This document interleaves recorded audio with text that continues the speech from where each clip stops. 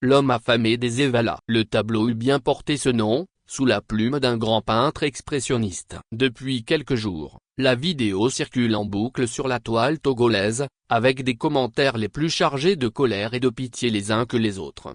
Un homme, guère âgé, mais déjà si vieux, décharné, les côtes au vent, au milieu d'une foule en liesse aux Evala, qui se place en face de la tribune des officiels, fait signe à Forgnassimbe qu'il a faim, et le supplie de lui donner à manger. Il est très vite maîtrisé et balayé hors des caméras par des forces de l'ordre. Pour la honte qu'il représente. Cet homme, sans le savoir, peut-être, a posé l'un des actes de courage et de dissidence les plus forts de l'histoire politique du Togo. Dans l'antre du souverain, où tout n'est que mensonge, affabulation, masque et hypocrisie, et où, raconte-t-on, on ne dit que du bien du au roi, il a accepté, devant les yeux de celui qu'il juge responsable de son état, de se montrer tel qu'il est, dans sa vérité, celle d'un homme qui a faim, qui a toujours eu faim, qui n'a connu que la faim, ou qui est malade, qui veut manger, qui veut pouvoir se soigner. Je ne sais pas ce que le souverain et ses hommes feront de lui. Peut-être qu'ils le puniront sévèrement pour avoir couvert le trône et la couronne d'une si grande honte. Peut-être qu'ils lui donneront à manger pour quelques jours et le soigneront. Peut-être qu'ils ne feront ni l'un ni l'autre,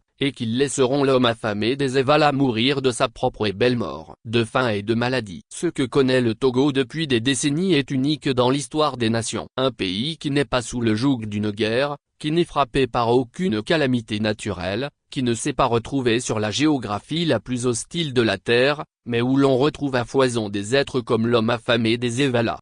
Un jour, peut-être, ceux qui dirigent le Togo auront enfin la magnanimité d'avouer les outrages dont ils ont été victimes de la part des Togolais, et qu'ils se sont sentis obligés de rendre avec autant de cruauté. David Kpeli.